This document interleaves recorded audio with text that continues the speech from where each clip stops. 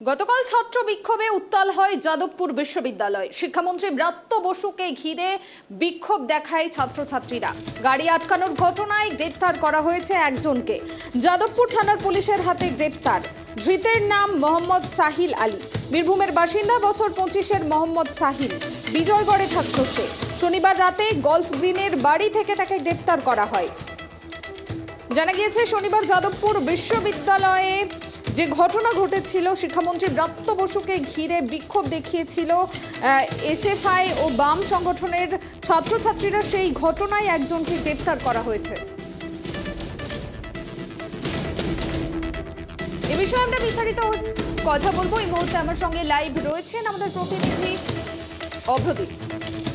অভ্রদীপ, গতকাল যে যাদবপুর বিশ্ববিদ্যালয়ে যে ঘটনাটি ঘটেছিল, সেই ঘটনায় একজনকে আটক করা হয়েছে, কি জানা যাচ্ছে এই বিষয়ে?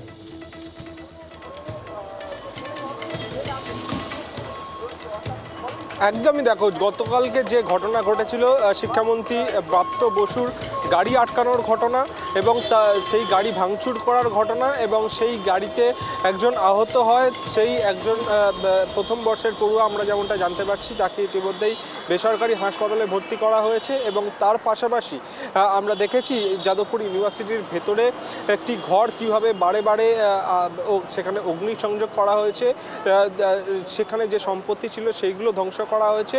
এই পুরো ঘটনার পরিপ্রেক্ষিতে, অর্থাৎ গতকাল যে সমাবেশ ছিল, সেই সমাবেশে যোগ দিতে এসেছিলেন শিক্ষামন্ত্রী ব্রাত্য বসু, সেই সমাবেশ ঘিরে যে উত্তেজনা সৃষ্টি হয়, যে একের পর এক ঘটনা ঘটে, তার পরিপ্রেক্ষিতে বিভিন্ন সংগঠনের পক্ষ থেকে 7টি এফআইআর দায়ের করা হয়েছে যাদবপুর থানায়। এই এফআইআরগুলির তার মধ্যে একটি এফআইআর থেকে একজনকে গ্রেপ্তার করা হয়েছে। তিনি বীরভূমের বাসিন্দা, বিজয়গড়ে থাকতেন, এবং তার ধৃতের নাম হচ্ছে মোহাম্মদ সাহিল আলী। তাকে ইতিমধ্যেই গ্রেপ্তার করেছে পুলিশ। আজকে তাকে কিছুক্ষণের মধ্যেই এই যাদবপুর থানা থেকে বার করে আলিপুর আদালতে পেশ করা হবে। তাকে নিজেদের হেফাজতে চাইবে পুলিশ। এবং তার পাশাপাশি এই ঘটনার পরিপ্রেক্ষিতে যে এফআইআরগুলো দায়ের হয়েছে, মোট 7টি এফআইআর দায়ের হয়েছে।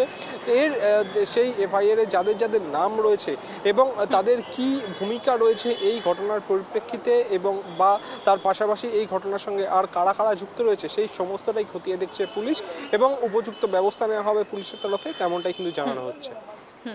অভ্রদীপ, ব্রাত্য বসুর ওপরে যে আক্রমণের ঘটনা, তার রেশ কিন্তু বিভিন্ন জায়গায় দেখা যাচ্ছে। কোথায় কোথায় দেখা গিয়েছে এই রেশের চিত্র?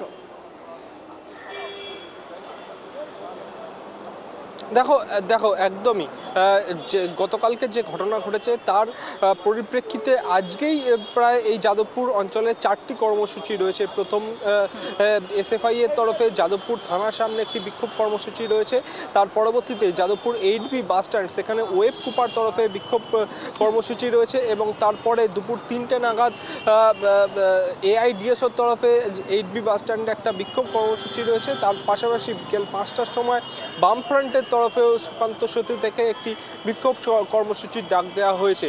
অর্থাৎ বলা যেতে পারে গতকাল যে ঘটনা ঘটেছিল বিকেলবেলা, এবং তার পরিপ্রেক্ষিতে যেমন রাত পর্যন্ত একাধিক বিক্ষোভ কর্মসূচি হয়েছে যাদবপুর ইউনিভার্সিটির বাইরে, ভেতরে, এবং তার পাশাপাশি তৃণমূলের তরফে যে মিছিল করা হয়েছিল সুকান্ত সেতু থেকে এই যাদবপুর থানার মোড় পর্যন্ত একাধিক বিক্ষোভ কর্মসূচি হয়েছিল গতকাল, এবং আজকেও কিন্তু একাধিক বিক্ষোভ কর্মসূচির হওয়ার সম্ভাবনা রয়েছে, তেমনটাই কিন্তু বিভিন্ন সূত্র মারফত জানা যাচ্ছে।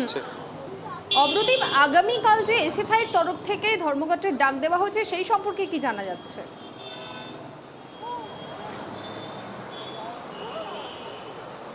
দেখো একদমই, গতকালকের ঘটনা নিয়ে আগামীকাল অর্থাৎ সোমবার দিন এসএফআই এর তরফে বিভিন্ন কলেজ বিশ্ববিদ্যালয়গুলিতে ছাত্র ধর্মঘটের ডাক দেওয়া হয়েছে। কিন্তু তোমাকে বলে রাখি যে আগামীকাল কিন্তু শুরু হচ্ছে উচ্চ মাধ্যমিক পরীক্ষা। সেখানে একটা গুরুত্বপূর্ণ বিষয় হয়ে উঠছে, যদি এই ছাত্র ধর্মঘট হয় তাহলে উচ্চ মাধ্যমিক পরীক্ষায় কোনো প্রভাব পড়বে কিনা, সেটাও কিন্তু দেখার বিষয় হবে। অভ্রদীপ, আজকে পরিস্থিতি কেমন রয়েছে সেখানে?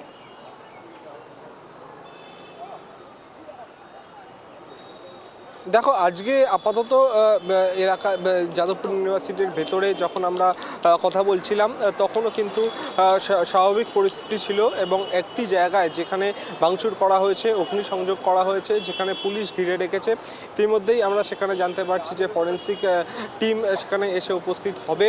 এবং তাছাড়া কিন্তু এলাকা সামগ্রিকভাবে গতকালকের মতো উত্তপ্ত পরিস্থিতি নেই, কিন্তু কিছুক্ষণ পর থেকেই যে মিছিলগুলো শুরু হবে, একাধিক তোমাকে যেমনটা বললাম 4টে বিক্ষোভ কর্মসূচি রয়েছে, সেই বিক্ষোভ কর্মসূচিগুলো যখন শুরু হবে তখন কিন্তু আবারও উত্তপ্ত হয়ে উঠতে পারে পরিস্থিতি, তেমনটাই মনে করা হচ্ছে। ধন্যবাদ অভ্রদীপ, নজর রাখো। আপনাদের আবারও একবার জানিয়ে রাখবো, গতকাল শিক্ষামন্ত্রী ব্রাত্য বসুকে ঘিরে বিক্ষোভ দেখায় এসএফআই ও বাম ছাত্র সংগঠনগুলো।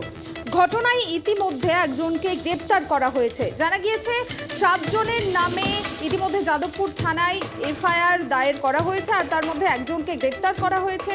যাকে গ্রেপ্তার করা হয়েছে তার নাম মোহাম্মদ সাহিল আলী।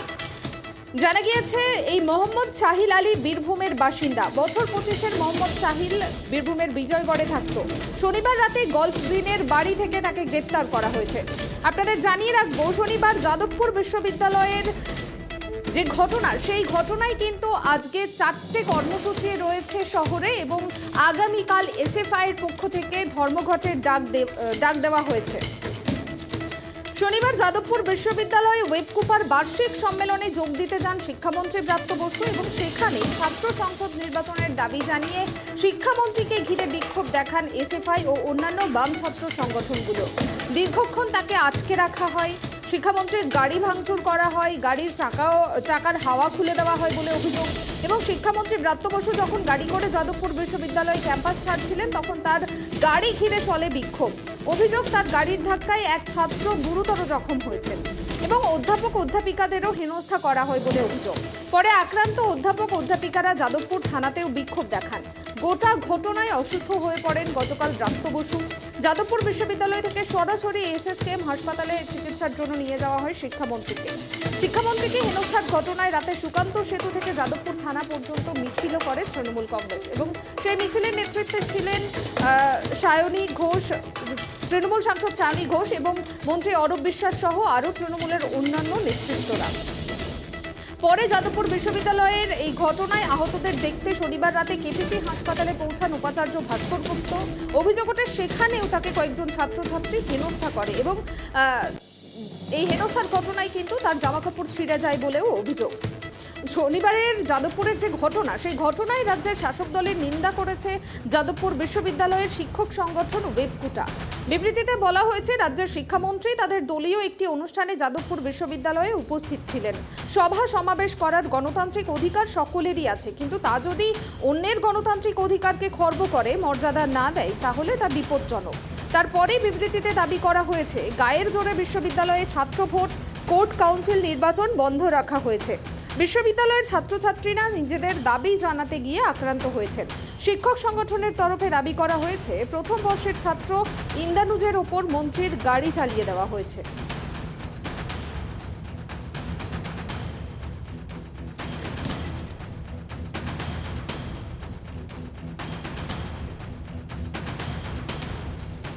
এই নিয়ে গতকাল শিক্ষামন্ত্রী ব্রাত্য বসু কি বলেছিলেন শোনাবো একবার আপনাদের। ঘুষি মারাতে এটা পুরোটা ভেঙে গেল। আমার ড্রাইভারের পুরো প্রথমে জামা কাছে ভেঙে গেল, তখন আমার এইটা মারলো। আমার কাছে যখন পুরোটা ভেঙে আমার গায়ে পড়লো, তখন আমার যে পেছনে একজন সিকিউরিটি ছিল, সে আমাকে টেনে পেছনে নিয়ে গেল। এই আর কি। আপনার আরেকটা গাড়িও তো ভাঙচুর করা হয়। পেছনে যে আরেকটি গাড়ি ছিল সিকিউরিটিতে, সেই গাড়িটাও ভাঙচুর করেছে। সেটা ভাঙচুর করেছে, তার চাকা খুলে নিয়েছে, মানে চাকার হাওয়া খুলে নিয়েছে। যাদবপুরের জন্য মুখ্যমন্ত্রী যখন যখন এইট দরকার হয়েছিল, মুখ্যমন্ত্রী সবার আগে যাদবপুরের জন্য স্পেশাল প্যাকেজের ব্যবস্থা করেছিল। যাদবপুরের কোনো যদি ভালো, ওখানে ভালো ছাত্ররা তো সত্যিই তো আছেন, তা তারা যদি ভালো রেজাল্ট করেন, সেটা আমাদের রাজ্যের গর্ব। কিন্তু এরা কারা, কি উদ্দেশ্যে ওরা আজকে এটা ঘটালেন, এটা আমার বোধগম্যতার বাইরে। এটা শিয়ার নুইসেন্স, নৈরাজ্য সৃষ্টি করা ছাড়া এদের আর কোনো লক্ষ্য নেই। একটা ওই কুণাল ঘোষ যেটা বললেন, একটা হতাশ অতৃপ্ত আত্মা, সেই আত্মার দল, যাদের পাশের বাড়িতেও যাদের কাউকে চেনে না, তারা এই সাবসিডি পেয়ে এই ধরনের বিশ্ববিদ্যালয়ে এসে পড়ে সে বিশ্ববিদ্যালয়ের পরিবেশ নষ্ট করে, একাডেমিক পরিবেশ এটা হতে দেয় না। আপনি পুলিশকে ডেকেছেন? মানে পুলিশ বারবার করে উপাচার্য আমায় বলেছেন পুলিশ ডাকতে সম্মত হয়নি। কেন?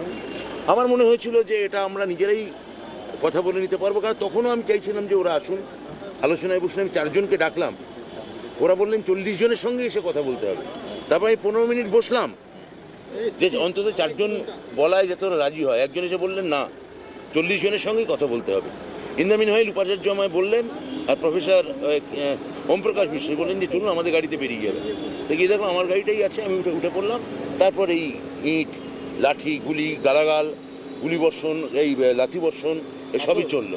চিকিৎসকরা কি বললেন? আপনি যে ট্রমা কেয়ারে অনেকগুলো টেস্ট করালেন, চিকিৎসকরা বললেন যে একটা প্রেশারে, আমি মানে আমি এত ডিটেল বলবো না, আমি বলছি আমি ঠিক আছি, আমি সুস্থ আছি, আমি ভালো আছি। আমার অনেক অধ্যাপিকা আহত, আমি তাদের নিয়ে অনেক বেশি না, নিজের থেকে তাদের থেকে ব্যাপার অনেক বেশি কনসার্ন।